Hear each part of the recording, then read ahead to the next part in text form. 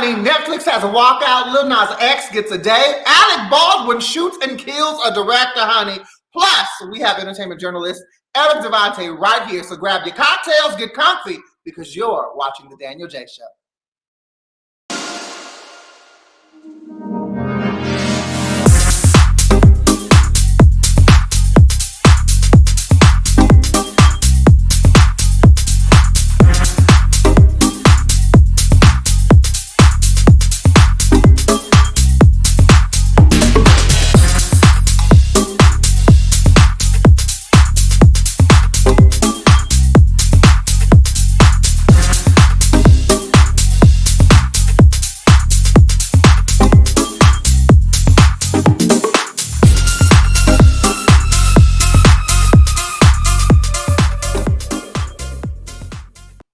What is going on, everybody? This is your boy Danyol Jaye. You are watching The Danyol Jaye Show. The best time, the best show at 9 o'clock on a Thursday is right here. Obviously, we're produced by Pyro Media Network, so shout out to the Pyro Media Network family. Yes, amazing, awesome. Let's get into these deets, honey, because we have lots to talk about, okay? I want to start with, I am so late, and I apologize to the maven that is Miss Rihanna. Honey, I just saw your fashion show yesterday. Okay, don't beat me. Do not beat my ass. I just saw it yesterday. And I have to say, it was everything. I know I'm like, what, a whole month and a half late? Okay, maybe not a month and a half, but at least a month and a few days. It was fabulous. When I tell you that some of these men that you had in this show, Miss Riri, I mean, when I tell you I was wetter than boiled okra on a Tuesday, it was just wonderful. I enjoyed it. I loved it. Erica Badu, I want the whole outfit. I want the whole outfit. I want the whole outfit, okay? You had just legendary folks in the room, on the runway. The dances were amazing. The outfits were awesome. But yeah, Erica Badu, I mean, she did that. She absolutely did that. And Cindy Crawford, are you fucking kidding? Cindy Crawford? The Crawford of Cindy with the mole? Oh, it was beautiful. I lived for every fucking minute that she was walking up those green goddamn stairs, but I was there for it. Let's get into this TZ. So, apparently, Netflix had a walkout. The employees of Netflix, they staged a protest. One of the organizers of the protest, which was our beloved Ashley Marie Preston, who is a Black trans woman, was part of the movement. She helped to organize the walkout, and there was a lot of controversy in regards to what was going on. Now, at least the majority of the people there did come in support of this walkout. There were some anti-protesters there, you know, with signs saying they're just jokes, get over it, things like that. But one of the things that was interesting to me was that Dave Chappelle's team said that Dave is ready and willing and open to having a conversation with Netflix and the Netflix employees that have been fired. But Miss Ashley Marie Preston told the people that she reached out to David. Okay, she said, "Hey, Dave, let's have a conversation." And Dave didn't show up. Now Dave's team has made a statement and said that's not true. My question is, why the hell are we not hearing from Dave Chappelle his fucking self? Why is his team having these responses to the people? And this is my take on it. Dave ain't saying shit. His team is trying to make sure that his name stays where it is in the public. And I believe Ashley. I believe that she offered and extended a hand to say, hey, let's have a conversation, an enlightening, educational conversation, and which would be pretty much a listening session for you, Mr. Dave Chappelle. But apparently, he did not take the invite. Now, she was joined by fellow trans folks and supporters, people like singer Never Ending Nina, and of course, activist and advocate Blossom C. Brown. So bravo and brava and bravi to all of the people that were a part of that walkout. I think that it is amazing. One of the things that Ashley said to the press was that we are not against Netflix. Obviously, these are trans people that have made big waves in the programming that Netflix has for the LGBTQIA plus community, specifically for trans folks and LGBTQIA plus folks of color. And so this is not a thing to be against Netflix, but they are there trying to help Netflix grow. Now, the day before, on Tuesday, Mr. Serrano, so whatever his name is, the CEO of Netflix, did apologize and say that he handled this situation poorly.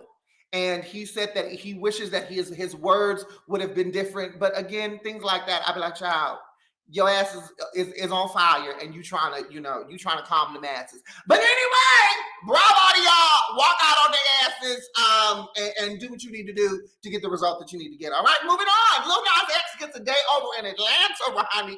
The first Black LGBTQIA councilman and mayoral candidate, Mr. What's his name? Anthony Brown, something like that. He was there to present the award in honor to Nas X, his official day in Atlanta. The dude is 22 years old. You got more money than you know what to do with, and now in your home city, you got a fucking day. I want a day. Can we have a Danyol Jaye day? Okay, can LA have a Danyol Jaye day? See, that just works. The alliteration of that is just wonderful. I love it. LA's Danyol Jaye Day. I think we need to push for that. Or at least have the mayor write me a fucking certificate. Y'all, come on, Puddin' Crew. Y'all work on this type of shit.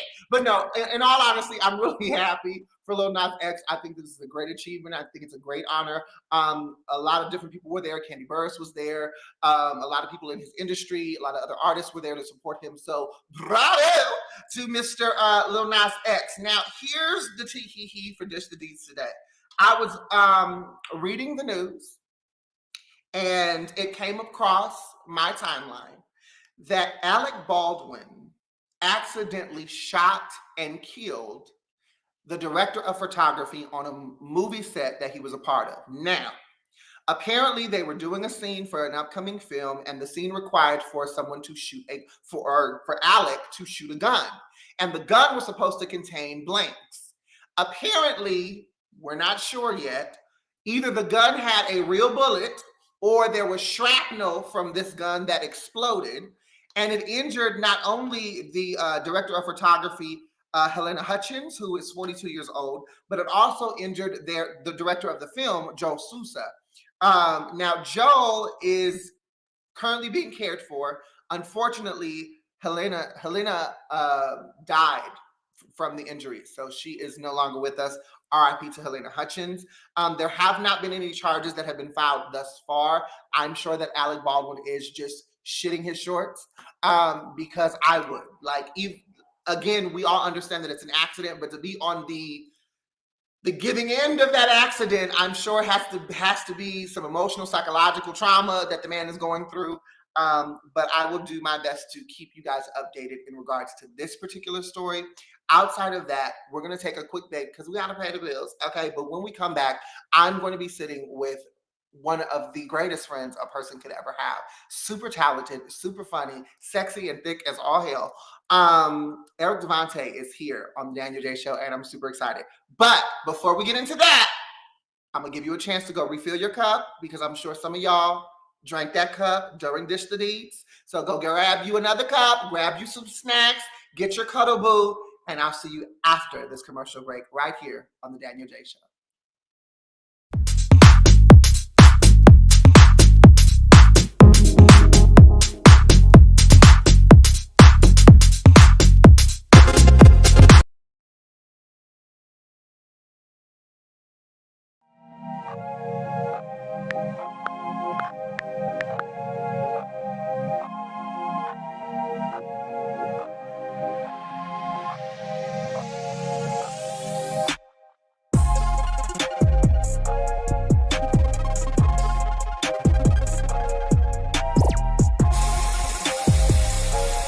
It's a Friday. Now look. So this week, I want to talk. You are here on the link. That's right. You mamas, greetings. It is time. We're going to take a trip down Batty Boulevard and bring you. Is there such a thing as acting too black? These are your gorgeous earrings that come with the set. So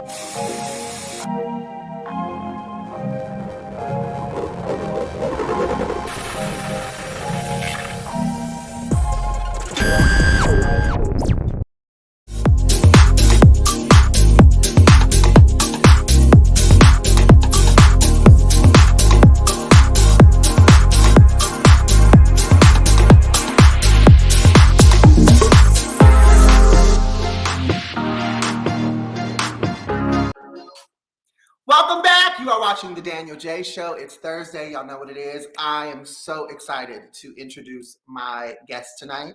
He is a journalist, a host, a podcaster, a music lexicon master of all that is hip hop and R&B. I mean, this fool knows songs that I don't even remember and know. Okay, hailing all the way from Queens, New York, has been living in Los Angeles for quite a few years now, developing his brand, The World According to Eric, which has the internet buzzing, okay, as he brings you entertainment, news, gossips, and a wonderful, fabulous opinion. In addition to being one half of the amazing duo for his radio show with the Get Right on Good News Radio Network, he is also someone that I get to call a friend and a confidant and a brother. So I'd love to present to some and introduce to others the amazing, the phenomenal Mr. Eric Devontae.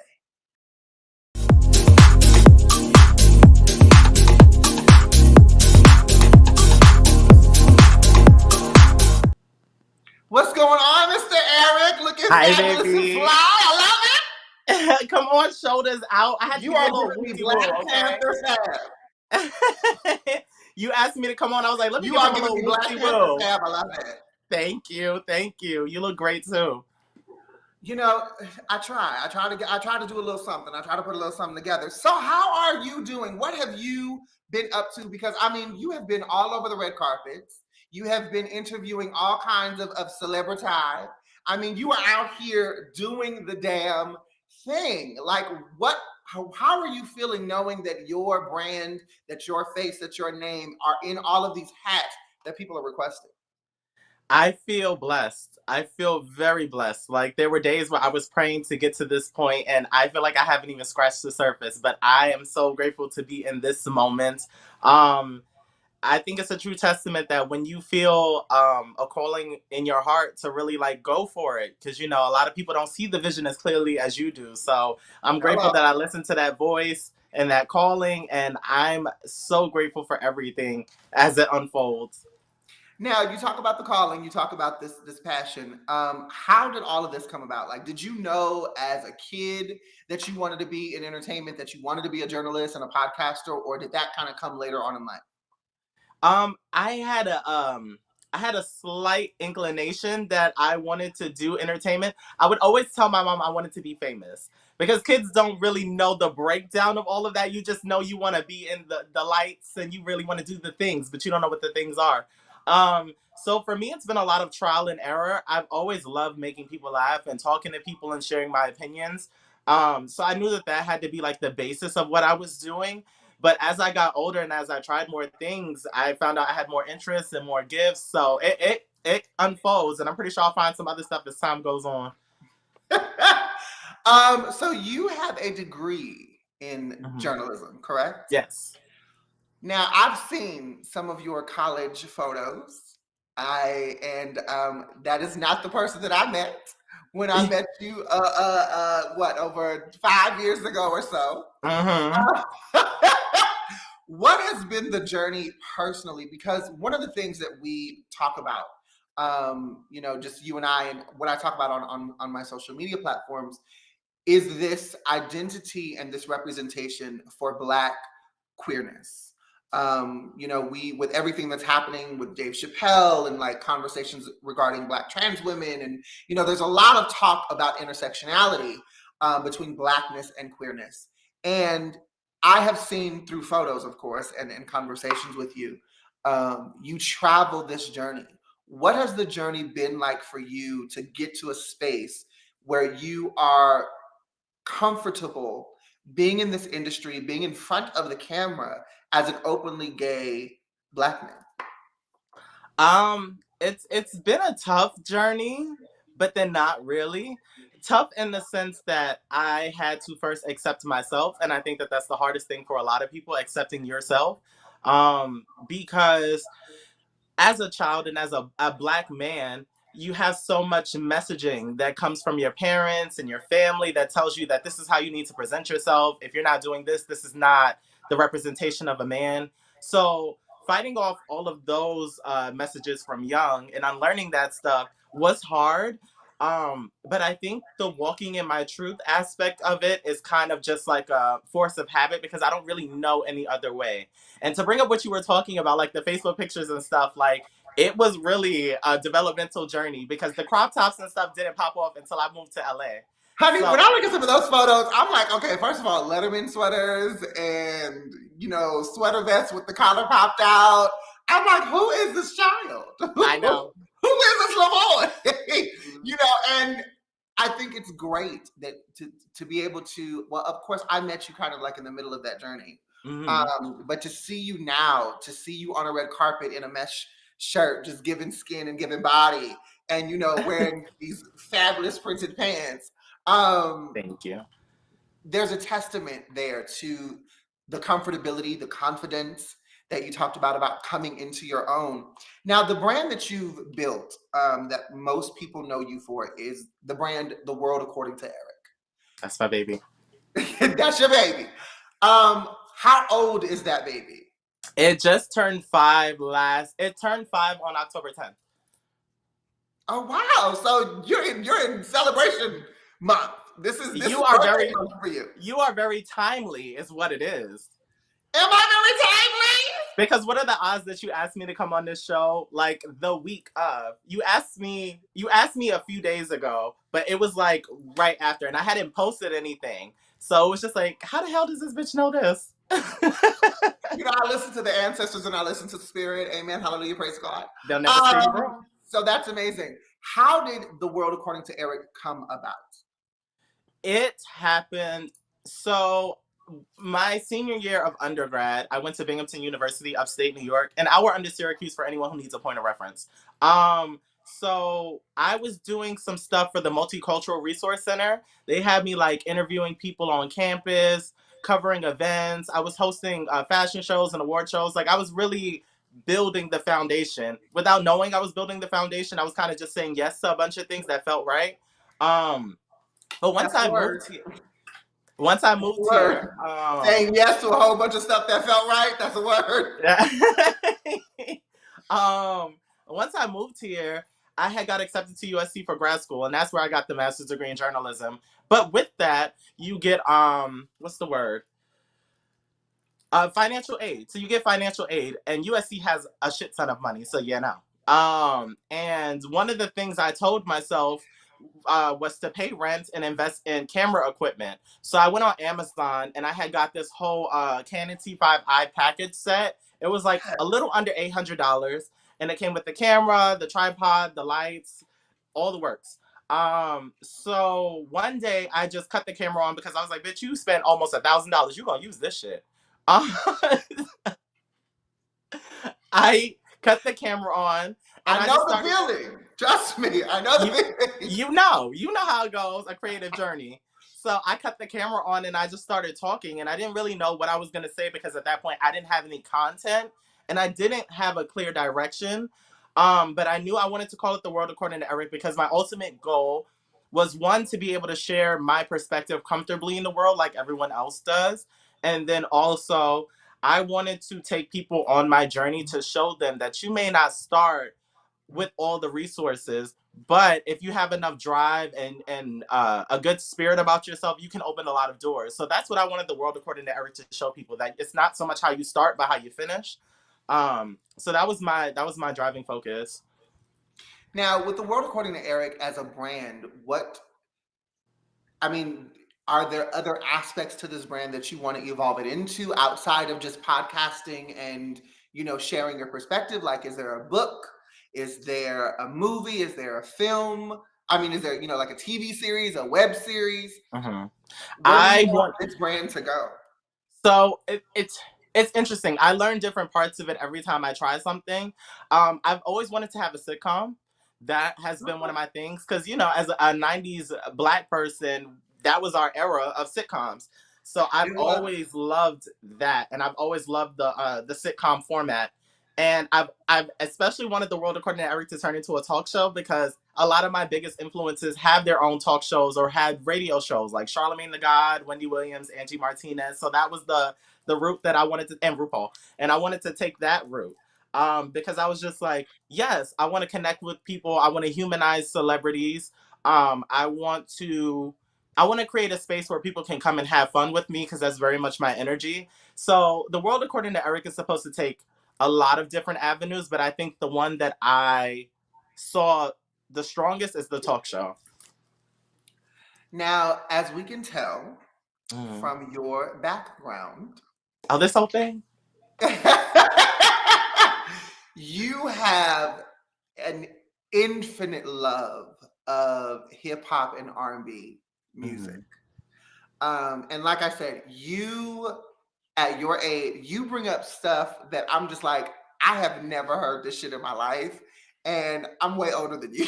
I'm like, where does he get this from? Who the hell was listening to this? How much has music just been a part of your existence and your identity as an individual? It's been a huge part of it. Like my fondest memories involve music. From as early as my mom telling me I was in the backseat of her car singing "Shoot" by Whitney Houston. From singing "I Believe I Can Fly." Like I've always loved music, and for me, music has been a confidence booster because the messaging from the artists that I grew up listening to were very much like Black empowerment. You're beautiful as you are. You're a bad bitch. Don't take no shit from anybody. So all of that molded the kid that I was and kind of created the persona that I go by. And a lot of my references are musical, and it's been huge for me. I love music of all kinds, but especially hip hop and R&B. Now, one of your taglines is "the baddest bitch on the block." Period. How did we come to be the baddest bitch on the block? And which block? Look, I told the girls this because someone asked me that. They were like, on my block? I'm like, bitch, any block I touch. And okay. And you know what that was supposed to be? That tagline was supposed to be a reminder of what I'm evolving into. Because as a kid, my confidence just was not there. And I felt like everything but the baddest bitch on the block. So I told myself, like, look, I understand what you're working through. I understand the insecurities that you have. But this is the goal. Not to be better than anybody else, but to be the baddest version of myself. So it kind of just stuck. I always call Trina one of my ancestors just because she calls herself the baddest bitch. So much respect to Trina. But yeah, it was just always supposed to be a reminder to me and to little Eric, like, you're evolving. You're going to get to this point. The same way you idolize the Beyoncés of the world and the little Kims of the world, you have that something special inside of you. So I don't know what it's going to look like when the time comes, but he's going to be the baddest bitch on the vlog. I love that. And you know, it's funny because we look at, in this generation, we have obviously more emerging Black queer representation, and just Black representation, period. You know, we have Lil Nas X. He's like at the height of young Black queerness. Yeah, And there's a lot of people that look up to him. There are a lot of kids that are looking at him, a lot of adults that are looking at him for inspiration. But I read your comments and I see the things that you post, and I see that you too have people that are looking at you and being inspired, people that are watching your journey, watching your story, and just you are giving them what they need to get to the next day. What is that feeling like for you, knowing that you have, you know, a myriad of people that have done that for you in your journey? It is, I don't like this word, but it's the only word I can think of. It's humbling. Why do I like that word? Because a lot of people will try and encourage you to be humble, but the definition of humble, I don't remember it verbatim, but it's basically like not thinking so highly of yourself. Like, it's the definition of it is very toxic, and I tell people, like, you don't have to be humble. You can I don't know. You can present yourself in a certain way that's respectful and not necessarily off-putting to some. Some bitches Well, just let's ask Google what the fuck humble means. Go ahead and read it because I want to. Go ahead. It's an adjective. It says having or showing a modest or low estimate of one's own importance. Now, why would I tell a bitch to do that? Like what? And people preach that. That's one of the things. If you want to make it in Hollywood, be humble. If you want to do this, be humble.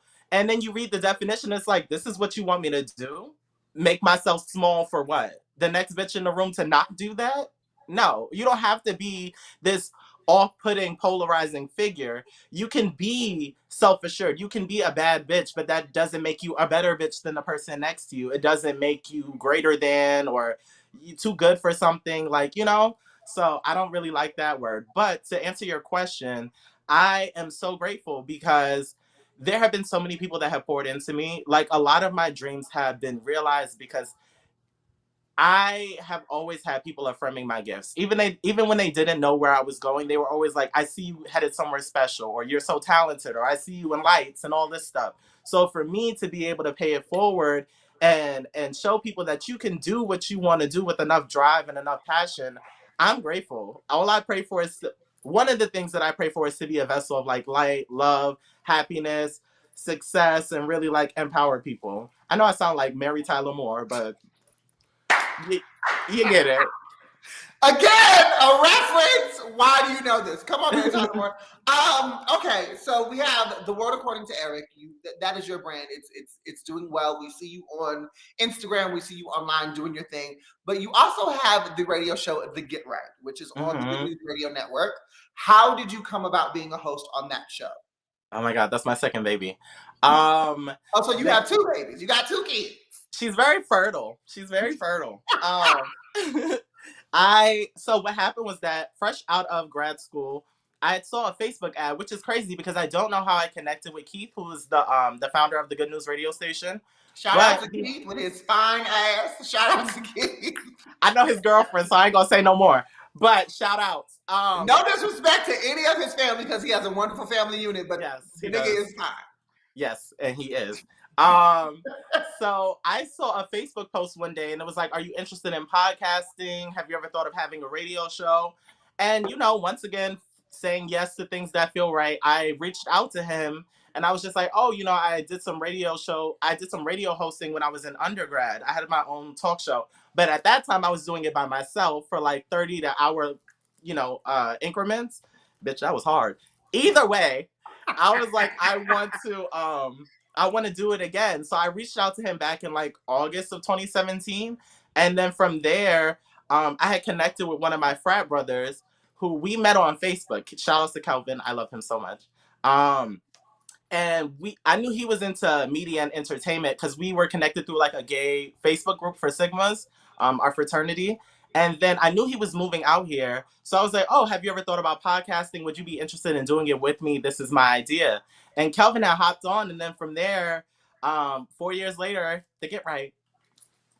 One of the things that I love about The Get Right is you guys have a tagline that you end every show with, which is get right or get left. That's right, bitch. You better get right. What are some things that you have left in your life in order to get right? Oh, that's so good. You're such a good interviewer. Come on, I try. I just do the thing that I do. Right. And I promise I won't make you cry on this interview. So this is all good lightness and bitch, don't you dare.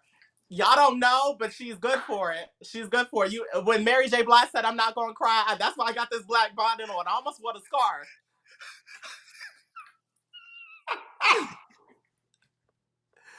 So, what have I left behind? Niggas, first. It's always a dude. It's always a man. Because they always come around when you're doing well. When your spirit's right, they come and fuck it up and send you to hell. So, niggas. 2, I have left behind, or I'm leaving behind, because there's it's a process. My insecurities, the things that tell me I'm not good enough, or that I don't belong in certain spaces. I've had to leave a lot of that poor thinking behind because it slows you down. It slows you down and it kind of paralyzes you. Like fear and insecurities are crippling. So that's stuff that I'm working to leave behind every day. I've also left behind this idea of who the public thinks I should be. Because while it's great to have the positive affirmations from society, at the same time, sometimes people also throw the negative insecurities onto you. So I've had to realize that I'm not everybody's expectations and I can only do what I feel like I do, and the gifts that have been given to me. Do you find, because this is something that though people might not think that I do, but I do still struggle with that horrible disease called comparison, where I see other people who might not have what I know I bring to the table, but yet they are making it far beyond where I am. Preach. Do you still deal with that? And if so, how do you combat that? Oh yeah, I'd be lying to say I don't. Because social media is a highlight reel, and everyone is posting their victories and their uncertified therapy sessions and shit.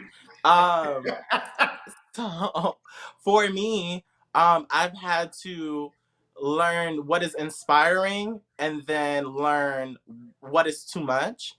Because there's so many markets that I find myself in that I have seen become oversaturated, i.e. podcasting. Everyone and their mother has a podcast. Some people don't need a podcast, but everyone and their mother has a podcast. So say that again. Rewind. Yeah. Everyone has a podcast. Everyone doesn't need a podcast, but everyone has a podcast.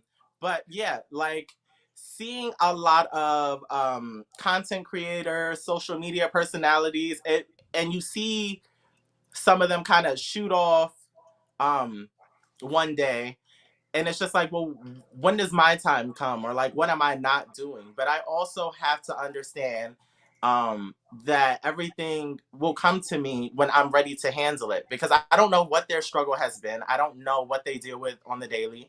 But I don't want my blessings to be rushed, because I can get it now, but I can also fumble it because I don't have the tools to, navigate those spaces. So, I've learned, and I've tattooed it on my hand, everything is everything. So come on, Lauren Hill.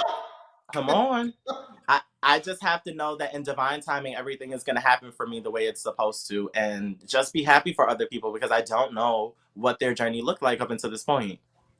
One of the things in talking about comparison, when we talk about like not comparing yourself to others and just really being focused into your journey, because I'm a complete believer. Like, if you build it, they will come. Okay, yes, and they will. If you build it, people that need to see it, that they will attach to it. Even with this show, the Danyol Jaye Show, I was not looking to do a talk show. Really? At all. Like, I had a radio show that I really enjoyed doing, but the thought of doing a talk show on this level was so out of my purview, because all I could think about was the money I didn't have to make this shit work. And my friend, who just so happens to be the CEO of Pyro Media Network, was like, "But you need a show." And I said, "Okay, well, I don't have the money for the show." He was like, "Well, I have a company and we can make some shit happen." I was like, "What?" And literally, like, in 2 months, Danyol Jaye Show, here we go. And you're doing amazing, and it looks so good. So shout out to Kwame, because the graphics and the commercial and the transitions, bitch, money. All him. So yes, shout out to Kwame, our executive producer.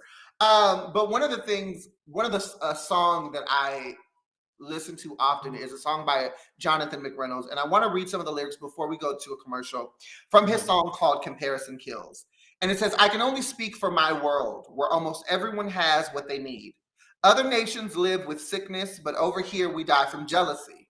Because it makes you chase what's not meant to be chased, because you've possessed it all along. It comes to steal and hide what is real. Comparison kills." That's deep. I just appreciate those lyrics every time I hear that song, because it is a reminder that what is for me, and comparing my journey, comparing my little patch of grass to somebody else's grass, that might not even be real grass. Home Depot sells fake grass. Okay? It's just not healthy for me. But we're going to take a quick break and pay these bills, honey. When we come back, we will have more with Eric Devontae. We will be talking about his Way Back Wednesday series. And we will be playing our own Throwback Thursday game with the one who pisses us all off with his Way Back Wednesday series. But all of that and more when we come back right here on the Danyol Jaye Show.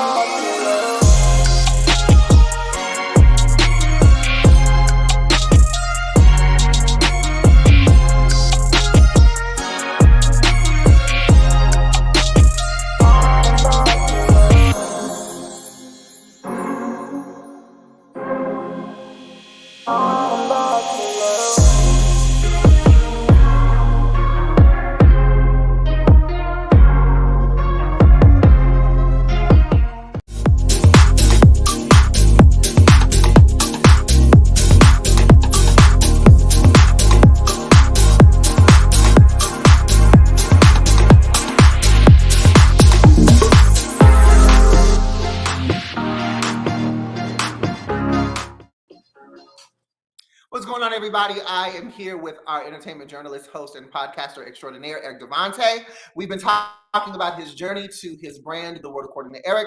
We've talked about his radio show, The Get Right, on Good News Radio Network. And now I want to talk about one of the series that you have on your Instagram, which on a weekly basis pisses me the fuck off. Because first of all, let's talk about what Wayback Wednesday is. Tell the people what Wayback Wednesday is so that they know. So Wayback Wednesday has evolved, and I don't know if we'll talk about that, but basically, like Daniel discussed earlier, I love music and I love nostalgia. So that can range from like 70s to 90s to 2000s. And what I wanted to do was, I don't even remember how I came about Wayback Wednesday, but I wanted to take a music video that was really nostalgic to me and meaningful in my childhood and in my life, and just like review it, see what I pick up on in my adult age, the nuances, the lyrical content, the aesthetics in the video, the men or the women, just like, because it was such a different time. And I think right now music videos are just like niggas walking in a circle, moving their fingers, women smoking hookah near a pool with a Lamborghini somewhere in the driveway. And I like to compare and contrast, because back then everything was pretty conceptual. So that's how that started. So basically, I remember the first video I ever did was Beyonce's Crazy in Love. And that was like in April 4 years ago. And I wasn't talking in the video. I didn't get on the screen. I just wrote a really long caption about the importance of the song to me. And bitch, nobody was gonna read that. Nobody. But you gotta try things and see what sticks. So Somebody might have read that. Mm-hmm. I didn't read it, but I don't think I knew you then. I don't know. You didn't know me then, but for my literate bitches that have a long attention span, somebody read that. Somebody read that because I wrote it. But yeah, so then what happened was that I started creating polls in my story of just like nostalgic things, whether it was song versus song, artist versus artist, album versus album, or like 90s toy versus 90s toy shows, like, and I just started comparing them, and then people really took to it, and then it became a thing where if I didn't do it one week, people were like, bitch, so you're not gonna do the polls? And then for me, I realized like people are really invested. So from there, it's turned into this thing where now everybody's cursing me out weekly, but refuses to let me skip a week. I mean, you said you wanted to work the polls, and here you are. I've always wanted to work the polls. Moment of transparency. I've always wanted to work the polls. And here you are. One of the things that pisses me off about Wayback Wednesday is because it's not even the comparisons. It's who the people choose. Yeah. Because you will have a song by one artist, a song by another artist, and you get like a little snippet of the song because that's all that you can get. Mm-hmm. And I just sit there and I go, there is no way in hell that this song is better than this song. There's just there's no way. But the people say different, and I just feel like those people have probably smoked some brain cells way out of the way, because I don't get it. I feel that. With this series, I kind of want to play a little game with you. Okay. And we're gonna call it Throwback Thursday versus Wayback Wednesday. I know I didn't create Throwback Thursday, judge your mama.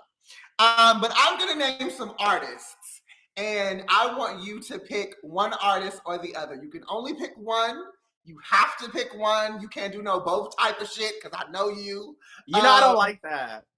And you can't tell me I don't want to pick. That ain't an option. So we're gonna start. We're gonna start soft. Okay. We're gonna start light. Ari Lennox or Summer Walker? Ari Lennox. Why? She's everything. Like, it's all encompassing with Ari Lennox. Not only is she a great talent, she's very much that brown skin mahogany presence that I feel like pop culture needs. Her personality. I'm so invested in Ari Lennox as a human being because I think she's so genuine and she's so warm. So I love everything about Ari. I think Summer is cool, but Summer has that thing where she's afraid of people, so I'm not in her like that. But Ari, I feel like she is my cousin who is very close to me. So yeah. Not that thing where she's afraid of people. You mean anxiety? That Jasmine Sullivan or Fantasia? Fantasia. Why? I love both, but I've been invested in Fantasia's career longer, and I have more songs of hers on my phone. So it's Fantasia for me. And it's something about the energy that she brings. I love what Jasmine does, but I think with Fantasia, like my rah-rah auntie spirit really resonates with Fantasia. I love Fantasia sings the house down. I got to see her when she was live at the Staples Center with Anthony Hamilton. Oh, I know that was good. They were both phenomenal. For everybody hating on Anthony Hamilton, talking about he's a boring singer, child, his live shows gave me everything that I needed. I would never consider him boring. Kim is boring, not Anthony. People absolutely think he's boring, and I don't get it. All right, from a production standpoint, Missy Elliott or Timbaland? Timbaland. Why? Because he's made it his specialty. With Missy, I would prefer music over production. I love what she's produced, but I'm pretty sure I have more Timbaland productions than Missy Elliott productions. Okay. I'll give you that. We're gonna turn up the heat just a little bit. A little bit. Tupac or Biggie? Biggie. I'm from New York. Is that the only reason? No, but the thing is, like, so when I say I'm from New York, it's like imagine what the airwaves are playing. So you're getting all this Biggie, you're getting all this Bad Boy. Tupac, I got Keep Your Head Up, California Love, and like Dear Mama. But we didn't get a lot of Tupac on the East Coast. Okay, that's fair. I'll give it to you. Nas or Jay-Z? Jay-Z. Why? I love Nas and I really want to pick a nigga from Queens, but Nas makes me think more than I want to sometimes. And sometimes I just want an artist that can make me think, but also give me bops. And I think Nas is just more like, I really want you to understand something. Okay. Love you, Nas. I love you, Nas. Janet Jackson or Michael Jackson? Janet. Why? Because I'm a flaming homosexual. I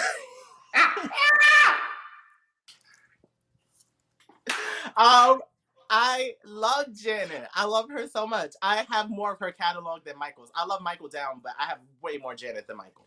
You know, one thing about Janet Jackson that really irks me, there was I want to say back in like 2002, 2003, I actually sang for Janet. I was with an organization who was honoring her, and they wanted me to come out at the end of this gala and sing one of her songs, like this closing song that was, I think it was one of her songs. And so Do you remember the song? I don't remember the song, but I'm in the wings, and it's her, it's JD, and Jermaine Dupri. And so all I was supposed to do is go out on stage, sing, do some ad libs as the show was closing. And of course, my dumb ass decided this is the only time that I'm ever going to be on stage with Janet Jackson. So I went and pulled Janet Jackson onto the stage and was singing to her on stage. Okay. And every staff member of that organization was like, what the hell are you doing? But I did it and I don't regret it, and it was amazing, and she was a great sport about it. Oh, good. Okay, good. I'm glad Janet. Wait, so why does that annoy you about Janet? No, what I was going to say, what annoys me about Janet is that people often come for her vocals and say that she's not a vocalist. And what they don't understand is that Janet has an amazing voice, but the packaging of the artist that they created for her to be is what she sticks to. Because if you listen to like the song that she Scream, like if you really listen to that song that she did with her brother, you hear the grit and more of the power in her voice than, I Get So Lonely, or, like the Velvet Rope album, and like all the soft, airy, sweet type of stuff. So it really annoys me when people are like, Janet's not a singer. I'm like, y'all. Because they think if you're not a belter, you're not a singer. Hello. But then they want to listen to all these whisper singers that we have out now, aka Summer Walker. God bless you. I'm just saying. Next on the list, Monica, Brandy, or Aaliyah? Aaliyah. Why? She is so I mean, she was the first artist that she was the first solo artist that really I connected with. Oddly enough, moment of transparency, when I was younger, I had this weird fascination with death. So if you had died, I learned everything about you. So I had to like do all the research. I had to figure out like Hold what you on. did. Rewind. You have a fascination with death? Yeah, I was so into like when I found out that people died, it caused me to like read everything about them. I was such a weird kid, That such a is definitely weirdo. weird. I was That such is, a weirdo. Like I knew all the presidents, I knew death dates, who killed you, I knew all of it. So I say all that to say that for me okay.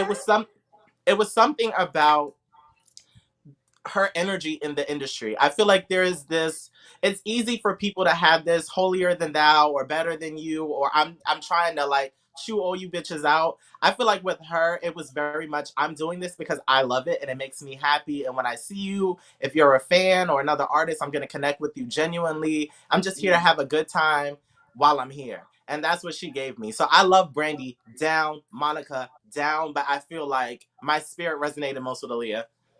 Okay. Whitney Houston or Mariah Carey? Whitney Houston. Why? I remember the shoot. And growing up, my mom and me would dance to we would Come dance to on, My Whitney Love Is Your Houston. Love, the whole album in the living room. So Whitney will always hold a place in my heart. I love it. And my last one, which you probably gonna hit me or cuss me out. Lil Mo or Foxy Brown? What the fuck is that? What the fuck is that? It's a Little Mo don't question. even rap. Foxy can't sing. Foxy Brown. Why Foxy Brown? Because she's my auntie in my head. She As much as you love Lil Mo, I love Little Mo down. If you had asked me Little Kim, that would have really fucked me up. But Little Mo, I love Little Mo, but for me growing up, I needed Foxy Brown. I needed that skin tone. I needed that attitude of just like, I got this.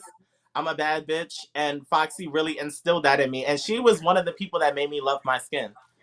so if it was Little Kim and Foxy Brown, and I didn't do that on purpose because I'm sure that you were expecting that. But let's do that. Little Kim or Foxy Brown, who would it be? I don't know. I don't fucking know. You didn't ask We me. already established the rules. It We wasn't already on the established cue. the rules. Pick one. You got 30 seconds. Fuck, Kwame, cut the fucking camera. I'm going to say just for this because of longevity, Little Kim. Okay. I respect that. I respect Yeah. that. Thank you. Now you know how we feel every Wednesday when we go to your IG page, The World According to Eric, and we see all those damn posts about songs that we are conflicted with.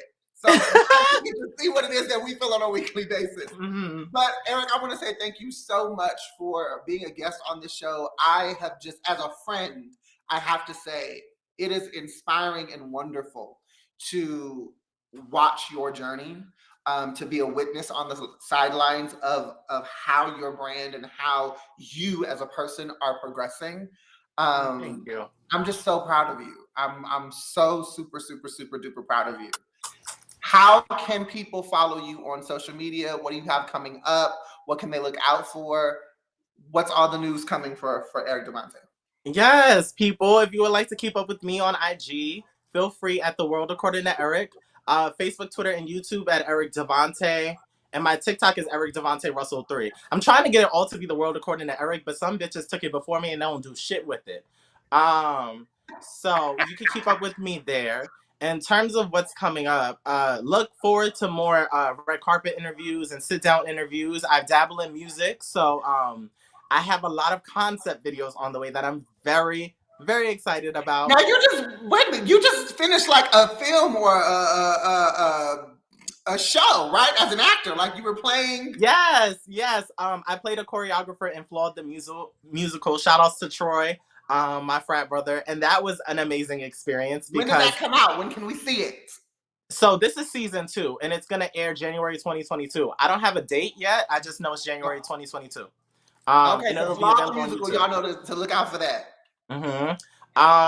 So that Music Concepts, also the Get Right Radio Show. Please check us out. We're exclusively on the Good News Radio Station app. You can get that at the App Store or Google Play. And we're And that's live every Sunday at 10 a.m. Pacific Standard Time, correct? Yes, to 12 p.m. Awesome sauce. Now, my last question before you get out of here.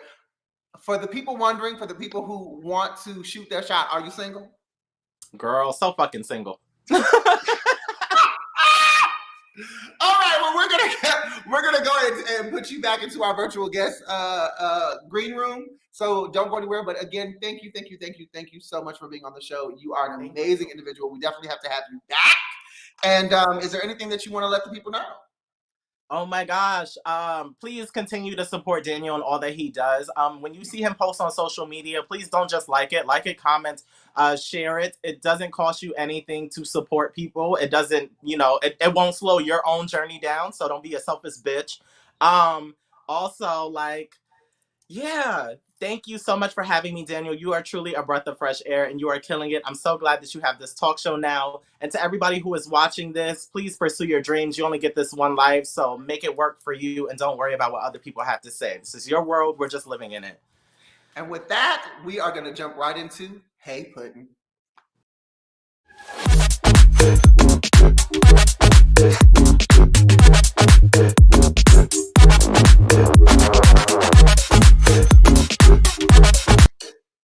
All right, everybody. So today's Hey Puddin' is a DM that I got on social media, and I was a little taken aback by it.